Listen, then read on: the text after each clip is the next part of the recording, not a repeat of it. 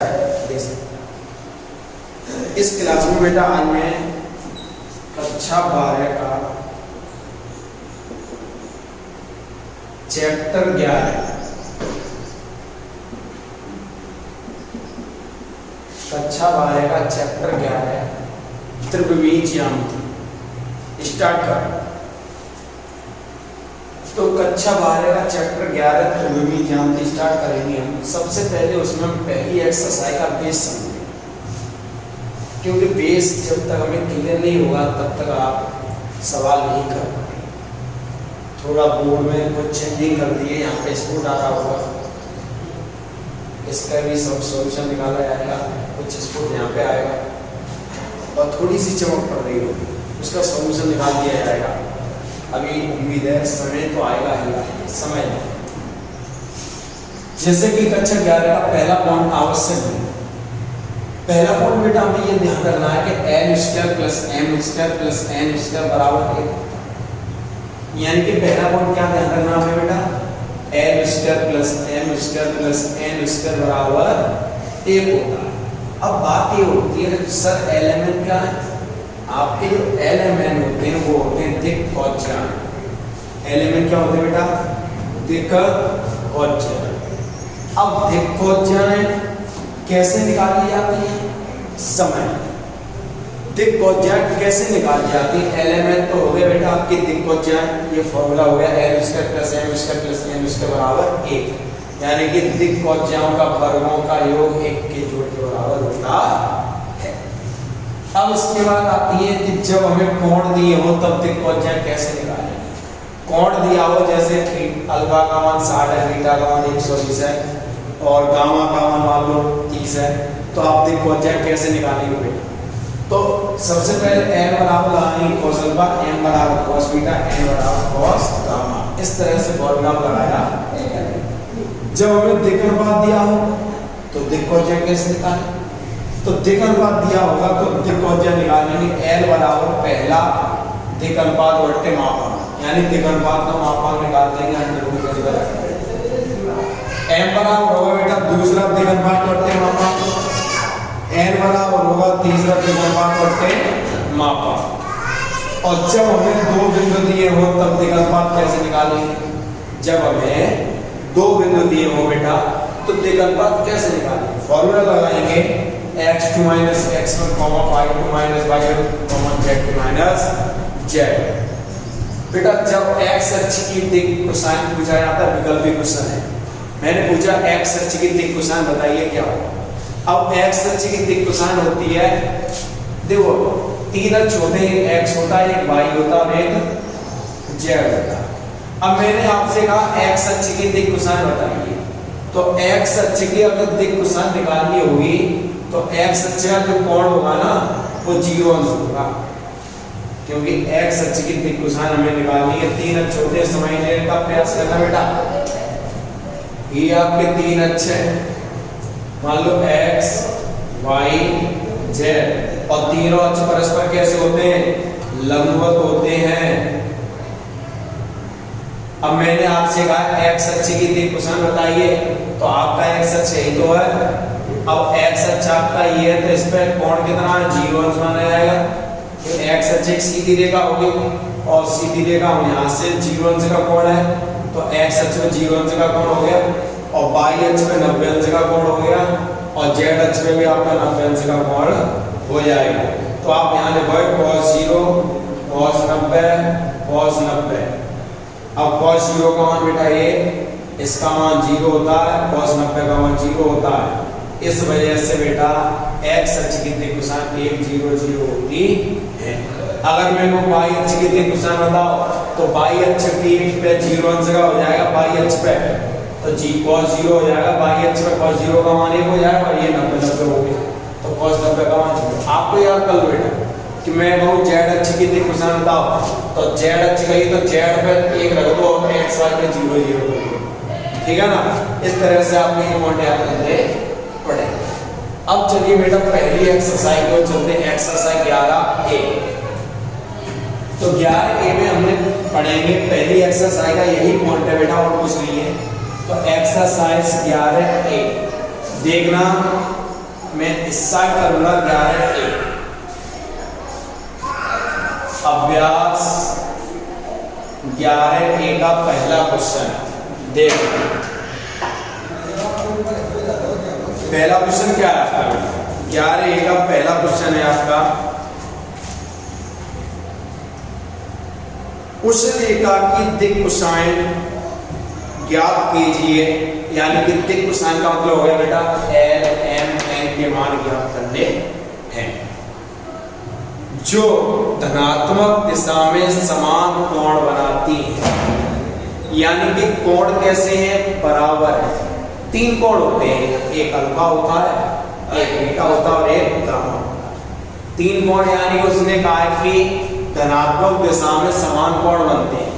तो हम लिखेंगे चूंकि धनात्मक दिशा में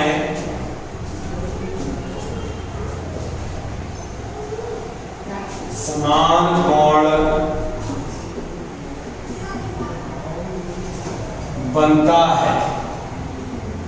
अब बेटा कोण समान बन रहा है तो इसलिए अल्फा बराबर बीटा बराबर गामा।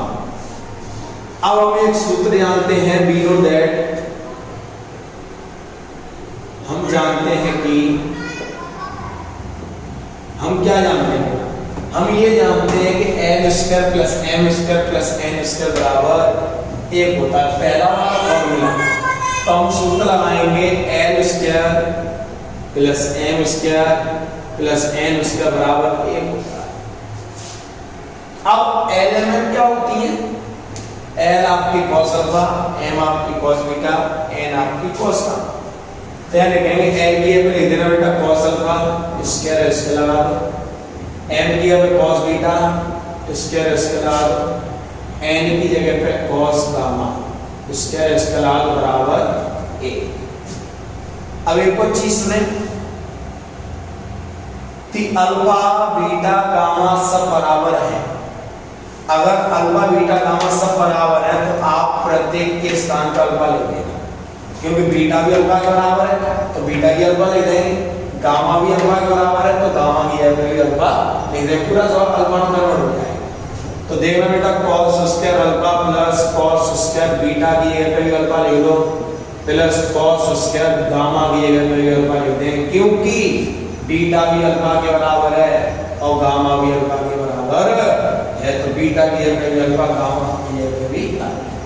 अब कितने cos स्क्वायर अल्फा हो गए आपके? 3। तो हम यहाँ लिख देंगे 3 cos स्क्वायर अल्फा बराबर 3 इंटू में तो बाहर में जाएगा तो आपका cos अल्फा बराबर 1/3 और जी स्क्वायर इधर क्या बन जाएगा? रूट वर्ग आपका इधर रूट बन जाएगा। तो आपका हो जाएगा cos अल्फा बराबर प्लस माइनस 1/√3। अल्फा किसके बराबर है? बीटा के। तो अल्फा की बीटा लिख दो आप, cos बीटा बराबर प्लस माइनस 1/√3। और बीटा किसके बराबर है बेटा? गामा के। तो बीटा के गामा लिख दो, तो इधर कर दे रहा हूं cos गामा बराबर प्लस माइनस 1/√3। तो जे cos अल्फा क्या होता है? पहली दिक् कोसाइन L ही तो होता है ना, दूसरी दिक् कोसाइन, तीसरी ये भी। तो यहाँ लिख देंगे, इसलिए कोसाइन का मतलब ही cos हो गया, तो इसलिए दिक् कोसाइन बराबर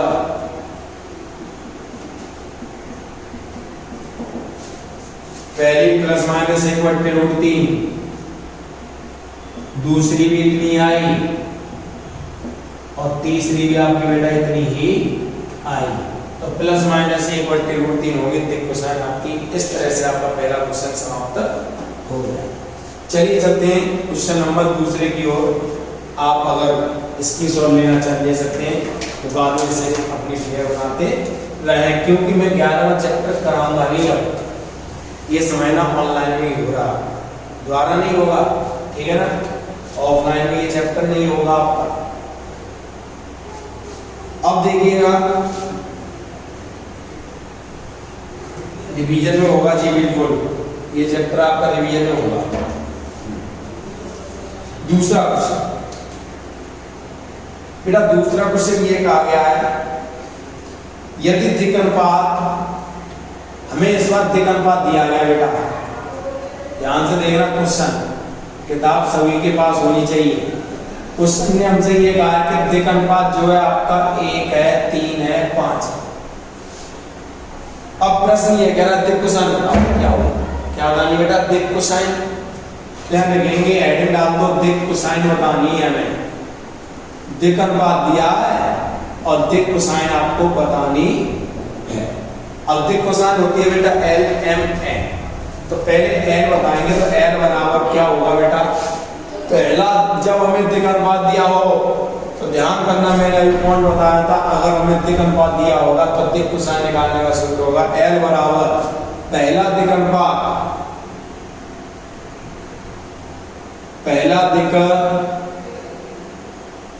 अनुपात और बट्टे मापांक। ठीक है, अब बात आ रही है पहला दिक् अनुपात कौन है? 1, और मापांक का मतलब होता है अंडर रूट। अब मापांक को क्या लिखेंगे? इनका वर्गों का योग, यानी कि 1 का वर्ग प्लस 3 का वर्ग प्लस 5 का, इस तरह से मापांक निकाला करेंगे। तो देखना बेटा L बराबर 1 बट्टे 1 का वर्ग 1 डाट करूंगा मैं, 3 का वर्ग 9, 10 हो गए, 5 का 25 और 10 जोड़ना तो आपका रूट 35। तो L बराबर रूट 35 आ गया पहला दिक् अनुपात, दिक् कोसाइन। और दूसरा दिक् कोसाइन m होगा आपका बेटा, m बराबर, तो दूसरा दिक् अनुपात आएगा, दूसरा कौन है आपका? 3। अब मैं सूत्र नहीं ले रहा, समझ लो, L पर पहला दिक् अनुपात, m पर दूसरा दिक् अनुपात आएगा यानी 3, और बट्टे मापांक, मापांक तो बेटा इतना ही निकलेगा जो इसका निकला है, तो इसका मापांक भी यही निकलेगा, m हो गया। तीसरा दिक् कोसाइन निकालेंगे तो n बराबर, तो तीसरा दिक् अनुपात यानी 5, और बट्टे मापांक यही निकलेगा, बार बार क्या निकालेंगे, तो मापांक यही निकलेगा आगे। तो अतः दिक् कोसाइन बराबर दिक् कोसाइन, पहली दिक् कोसाइन 1 बट्टे रूट 35, दूसरी दिक् कोसाइन 3 बट्टे रूट 35, और तीसरी दिक् कोसाइन 5 बट्टे रूट 35। ये हो गई आपकी दिक् कोसाइन। ठीक है बेटा, अगला क्वेश्चन है, आप लोग स्क्रीनशॉट लेके उतारना चाहें तो स्क्रीनशॉट ले लो, या वीडियो को रोक करके आप देख सकते हैं और उतार सकते हैं, फिर बनाते चलना इस चैप्टर की साथ ही साथ। चलिए क्वेश्चन नंबर तीसरा क्वेश्चन आपका ये कह रहा है इसमें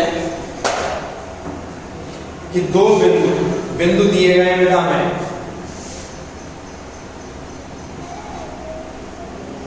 दो बिंदु कौन कौन से दिए गए? -2, 1, -8 हुआ, और दूसरा बिंदु दिया गया बेटा 4, 3, -5। ये दो बिंदु दिए गए हैं। प्रश्न ये कह रहा है दिक् कोसाइन बताइए। अगर हमें दो बिंदु दिए जाएंगे तो सबसे पहले बेटा दिक् अनुपात निकाला करेंगे। क्या निकालेंगे बेटा? अगर हमें दो बिंदु दिए जाएंगे तो पहले हम दिक् अनुपात निकालेंगे बेटा। ठीक है, तो देखना हम इसका दिक् अनुपात निकालेंगे, तो यहाँ हेडिंग डालते हैं दिक् अनुपात बराबर। तो दिक् अनुपात कैसे निकालेंगे मैंने अभी बताया था आपको, सूत्र आपने लिख लिए होंगे, नहीं लिखे तो शुरू से वीडियो करें एक बार, सूत्र अपने लिख लें और सूत्रों को खोल के रखें। तो उसमें एक पॉइंट लिखा होगा बेटा कि अगर दो बिंदु दिए जाएं तो दिक् अनुपात निकालते फॉर्मूला होता है x2 - x1, y2 - y1, z2 - z1।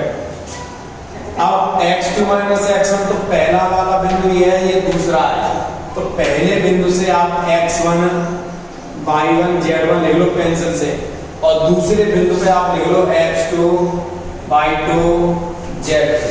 पहले बिंदु पे बेटा लिख लो x1 y1 z1, दूसरे बिंदु पर लिख लो x2 y2 z2। अब मान पुट कर दो, x2 का मान कितना 4, माइनस x1 का मान कितना -2, और माइनस माइनस क्या हो जाएगा बेटा प्लस, कॉमा, फिर y2 का मान 3, माइनस y1 का मान 1, कॉमा z2 का मान -5, कॉमा z1 का मान -8, माइनस तो ये वाला, और Z1 का मान क्या, माइनस का 8, और माइनस माइनस बेटा प्लस। अब आपका 4 को 6, 3 में दे गया 2, 8 में से 5 माइनस करना तो 3, ये आपके आगे बेटा दिक् अनुपात। क्या आगे बेटा, दिक् अनुपात। अब दिक् अनुपात से हम दिक् कोसाइन निकाल लेंगे, यानी LMN। तो लिखेंगे, इसलिए हेडिंग डाल दो दिक् कोसाइन।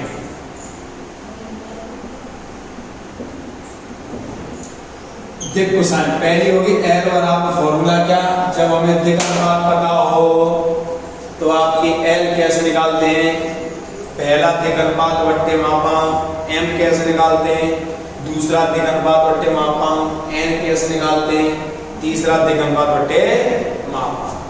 तो L निकालते हैं पहला दिक् अनुपात बट्टे मापांक, तो पहला दिक् अनुपात, पहला दिक्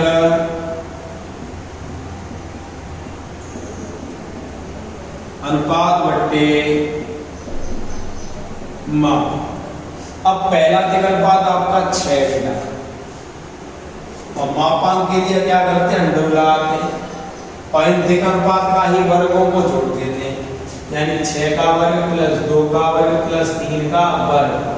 तो 6 बट्टे बेटा समझना, 6 का 36, 2 का 4 और 3 का 9, आपका हो जाएगा 49।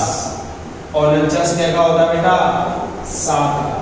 49 क्या का होगा, 7 का। तो 6 बट्टे 7 हो गया आपका L का मान, यानी पहला दिक् कोसाइन। दूसरा दिक् कोसाइन होगा M बराबर, मैं डायरेक्ट करूंगा, सूत्र अपने आप लिख लेना, या दूसरा दिक् कोसाइन है तो पहले की है, दूसरा दिक् अनुपात आएगा, दूसरा कौन है 2, और बट्टे मापांक आप द्वारा यही लिख देना, वही निकलेगा 7। तीसरा दिक् कोसाइन होगा N बराबर, तो तीसरा दिक् अनुपात आपका 3, और बट्टे मापांक आपका यही आएगा बट्टे 7।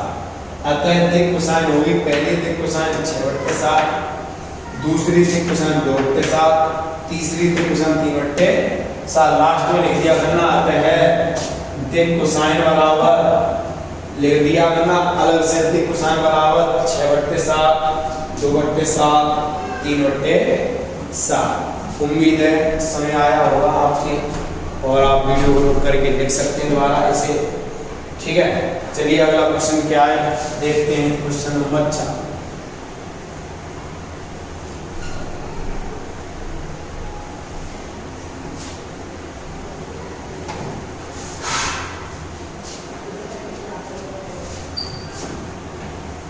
बेटा 14 क्वेश्चन है आपका, X अक्ष, Y अक्ष और Z अक्ष के साथ कोण 60 अंश, 120 अंश और 90 अंश के हैं। समय X अक्ष से कोण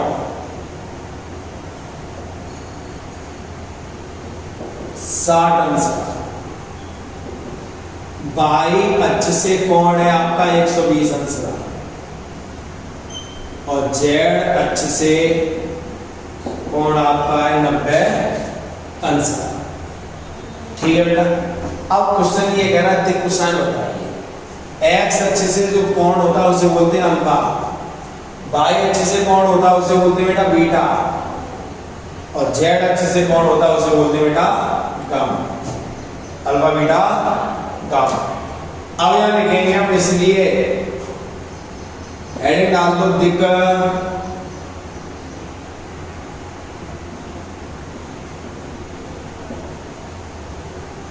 कोसाइन।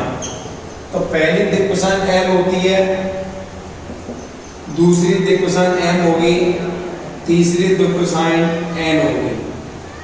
अब बेटा सूत्र में जो शुरुआत में लिखा दिए कि L कैसे निकालते हैं, cos अल्फा से, जब कोण दिए हो तो L निकालते हैं बेटा cos अल्फा से, M निकालते हैं cos बीटा से, और N निकालते हैं बेटा cos गामा से। cos अल्फा का मान कितना है 60 अंश, और cos 60 का मान बेटा 1/2, बीटा का मान 120 अंश, cos 120 अंश का मान बेटा होता है आपका -1/2, cos 120 का मान क्या होता है -1/2, याद कर लेना। cos गामा का मान कितना है 90 अंश, और cos 90 का मान होता है बेटा 0, इसलिए दिक् कोसाइन बराबर इसलिए दिक कोसाइन बराबर बेटा हो गई आपकी 1/2 माइनस 1/2 जीरो लास्ट में लिख दिया करना अपने हाथ से। अतः दिक कोसाइन बराबर प्लस 1/2 माइनस 1/2 कॉमा जीरो है। हो गया ये सवाल। कोई परेशानी? जब हम कोण दिए हो तो आप बेटा L बराबर cos अल्फा, M बराबर cos बीटा, N बराबर cos गामा लगा दिया करना। आप इस तरह से आंसर आ जाएगा करें। क्वेश्चन नंबर 5 बेटा कुछ होमवर्क के लिए देख लो। 5वें क्वेश्चन दिक अनुपात दिया गया है तो दिक कोसाइन बतानी है। क्वेश्चन नंबर 7 क्वेश्चन दूसरे की तरह, ठीक है, घर से करना है आपको। 5वां क्वेश्चन 2 की तरह है ना, आए तो पूछ लेना, टिक लगा लेना आप। 6वां जो क्वेश्चन है बेटा 2 बिंदु दिए गए हैं तो 2 बिंदु दिए जाएंगे तो पहले दिक अनुपात निकालेंगे। क्वेश्चन नंबर 3 की तरह, 6वां 3 की तरह।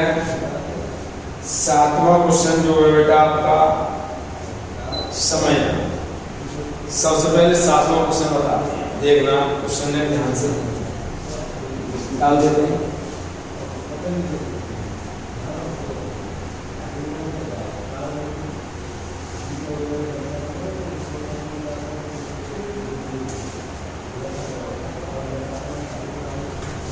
प्रश्न ये कह रहा है 7वां क्वेश्चन बेटा कि औसत त्रिभुज की भुजाओं के दिक कोसाइन ज्ञात कीजिए। त्रिभुज की भुजाओं के दिक कोसाइन निकालने हैं हमें। एक ट्रायंगल है तो हमने ये त्रिभुज बनाया, नाम दे दे रहा ABC।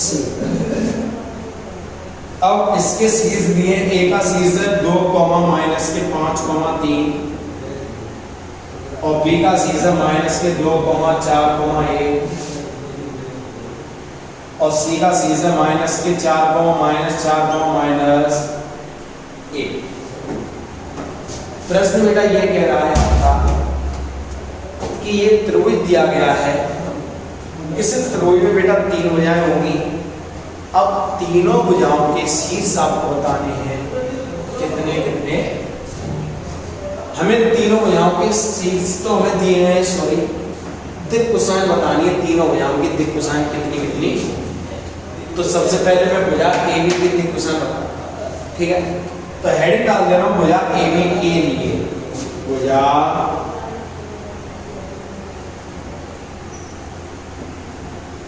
AB के लिए। अब भुजा AB के लिए आई है बेटा, तो भुजा AB के लिए समझना। तो AB भुजा के लिए पहले आपको AB पे एक तरह से क्या बिंदु हो गए बेटा, A और B 2 बिंदु हो गए ना। तो 2 बिंदु से पहले दिक अनुपात निकालेंगे। तो AB के लिए दिक अनुपात बराबर दिक अनुपात कैसे निकालेंगे बेटा, सूत्र लगाएंगे x2 minus x1 y2 minus y1 z2 minus z। अब AB के लिए कह रहे हैं बेटा AB, तो A पे तो हो गया x1 y1 z1, A पे हो गया बेटा x1 y1 z1 और B पे हो गया x2 y2 z। तो x2 का मान कितना है -2, माइनस x1 कितना है 2, y2 का मान कितना है 4, माइनस y1 का मान -5, माइनस माइनस बेटा प्लस। z2 का मान दूसरे वाले पे आया 1, माइनस z1 का मान पहले पे आया 3। अब देख रहे हो माइनस के 4, 2 2 4 हो जाएंगे, 4 और 5 9 हो जाएंगे और 1 में से 3 गया माइनस का। तो बेटा ये दिक अनुपात आ गया। अब दिक अनुपात से दिक कोसाइन निकाल लेंगे, क्या लिखेंगे, इसलिए दिक कोसाइन पहली होती है L, पहली दिक कोसाइन L होगी बेटा, दूसरी M होगी, तीसरी N। अब L का मतलब पहला दिक अनुपात बट्टे मापांक, ध्यान है ना। तो पहला दिक अनुपात कितना है आपका -4 और बट्टे मापांक है तो अंडर रूट लगाएंगे और अंडर रूट के अंदर क्या लिखेंगे -4 का वर्ग 9 का वर्ग -2 का वर्ग तो -4 का वर्ग प्लस 9 का वर्ग माइनस के 2 का वर्ग तो -4 बट्टे अंडर रूट 4 का वर्ग 16 माइनस का वर्ग प्लस हो जाता है बेटा 9 का वर्ग 81 और 2 का वर्ग 4 हो जाएगा तो -4 बट्टे 16 4 20 अंडर रूट 101 आ गया एल m का मतलब होगा बेटा दूसरा अर्धेक अनुपात दूसरा अर्धेक अनुपात कितना 9 और बट्टे मापांक आपका यही निकलेगा अंडर रूट 101 n बराबर होगा तीसरा अर्धेक अनुपात -2 और मापांक आपका बेटा यही निकलेगा -1 अंडर रूट 1 ये आपके हो गए थे कोसाइन समझ गए ना तो जो a b बुझा के लिखने हैं बेटा अब इसी तरह से किसके निकालेंगे bc इसके तो bc के निकालो हिंट दे दे रहा हूं मैं बस घर से करना है तो bc बुझा के देख कोसाइन तो bc से पहले दिख अनुपात निकालोगे इसी तरह से इस फॉर्मूले से तो b और c तो ये x1 y1 x2 ये बनेगा x1 y1 z1 और दूसरा बनेगा x2 y2 z2 तो ये मान रख करके आप पहले देखन बात करें इसके लिए फिर ऐसे प्रोसेस फिर आप करोगे CA के लिए तो CA के में x1 y1 z1 और x2 y2 z2 ये हो जाएगा देखन बात निकालेंगे CA के फिर उससे देख कोसाइन निकालेंगे ठीक है ना आए तो कोई जरूर ले इसकी सब ले लें आप डाल लें वीडियो को रोक लें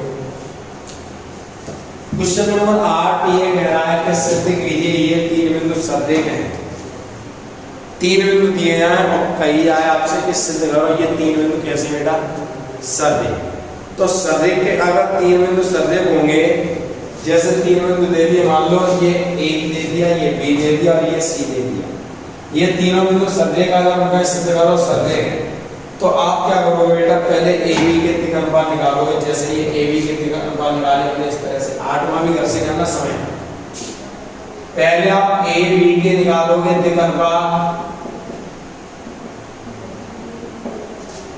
AB के दिक् अनुपात के बाद निकालोगे आप BC के दिक् अनुपात AB के निकल आए अब निकालोगे आप BC के दिक् अनुपात BC के दिक् अनुपात निकालोगे तो AB और BC के दिक् अनुपात आपके बराबर आ रहे होंगे सुन लेना बेटा तो आपके AB और BC के दिक् अनुपात कैसे आ रहे होंगे बराबर यानी कि जो AB के दिक् अनुपात निकल रहे होंगे वही BC के निकल रहे होंगे यहाँ लिखो लास्ट में छोड़ के AB के दिक् अनुपात बराबर BC के दिक् अनुपात यानी AB और BC अगर दिक् अनुपात बराबर आ गए तो ये दोनों सदृश होंगे यानी सीधी रेखा में होंगे जो BC जो होगा ऐसे होगा A B और C बिंदु जो होगा आपका इधर होगा तो सदृश का तो सीधी रेखा A भी निकाला हमने फिर BC निकाला और दोनों कैसे रहेंगे बराबरी दोनों की सदृश का तो सीधी रेखा और सीधी रेखा कभी कौन अगर यहाँ जितने बनना है उतने यहाँ बनना होगा तो यानी कि AB BC के दिक् कोसाइन बराबर आएंगे और दिक् अनुपात बराबर आएंगे तो इसका मतलब होगा जो तीनों बिंदु सदृश हैं समझ गए ना तो पहले AB का दिक् अनुपात निकालना और BC का दोनों के दिक् अनुपात कैसे आएंगे बेटा बराबर आएंगे तो सिद्ध हो जाएगा सदृश क्वेश्चन नंबर 9 जो मैं नोट पर दिखाया था आपको अभी शुरुआत में कि x अक्ष का दिक् अनुपात तो x अक्ष गई है तो x का मान 1 होगा y और z के 0 होंगे तो x अक्ष का दिक् अनुपात क्वेश्चन नंबर 9 का दूसरा कह रहा y अक्ष का दिक् अनुपात तो y का मान 1 कर दो और x और z 0 कर दो अगर मैं कहूं z अक्ष का दिक् अनुपात z अक्ष का तो z वाला 1 कर देना z वाला 1 कर देना और इधर 0 0 कर दो तो जो हो गया z अक्ष का दिक् अनुपात ठीक है बेटा क्वेश्चन नंबर 10वां बहुत ही अच्छा क्वेश्चन है मोस्ट इंपोर्टेंट है देखो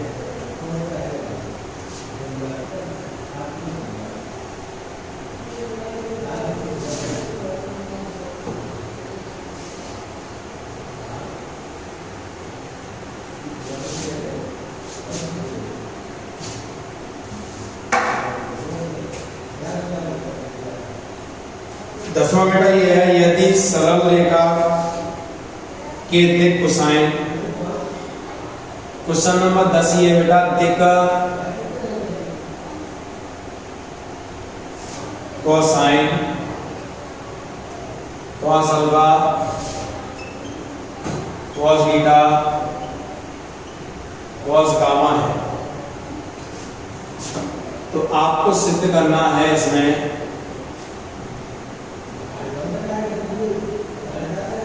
हमें ये सिद्ध करना है sine square alpha sine square beta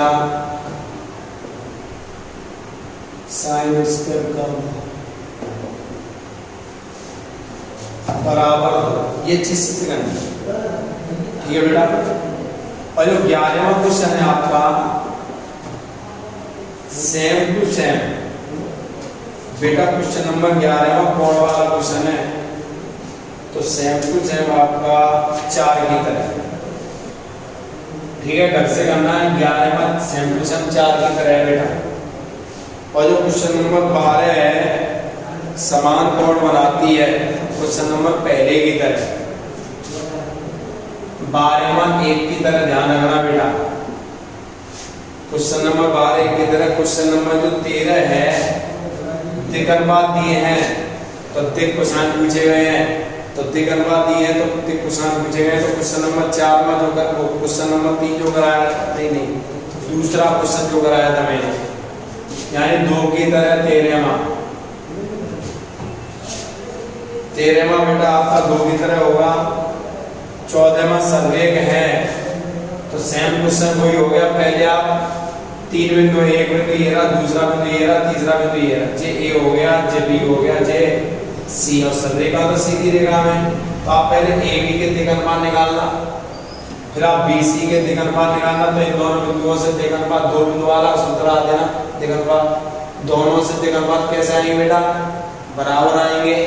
अगर दोनों से दिक अनुपात बराबर आते हैं ए बी का और बी सी का तो समझ लेना सररेख है। ठीक है, कई सररेख के कई तरीके होते हैं और मैं 10वें चैप्टर में आप लोगों को बता चुका हूँ कि सररेख के 2 तरीके और त्रिभुज के क्षेत्रफल पे भी डिपेंड होता है। सररेख ए वेक्टर बराबर लैम्बडा बी वेक्टर अगर होगा है तो भी सररेख होगा। ठीक है ना।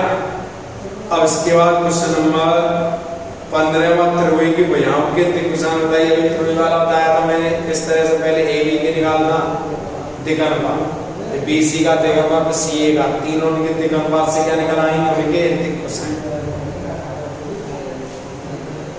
तो इस तरह से आपकी एक्सरसाइज समाप्त हुई है।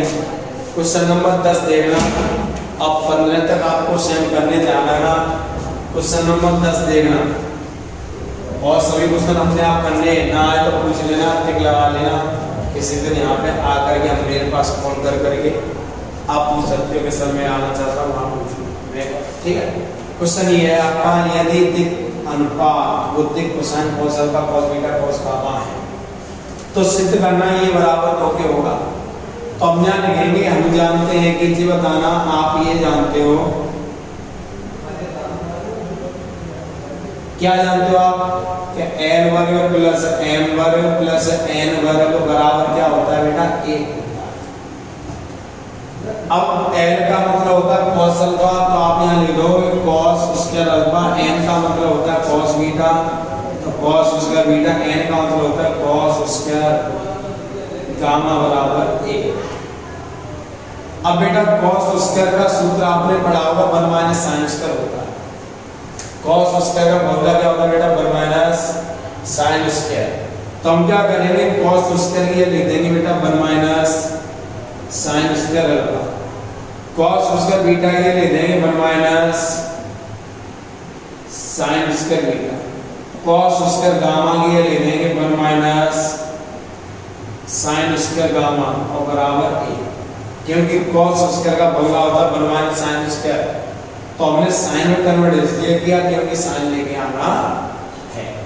अब क्या करेंगे बेटा, एक एक एक जोड़ेंगे तो आपको हो जाएंगे 1 1 1 3, और जो माइनस साइन स्क्वायर यहाँ पे भी है, माइनस साइन स्क्वायर यहाँ पे भी, माइनस साइन स्क्वायर यहाँ पे भी है।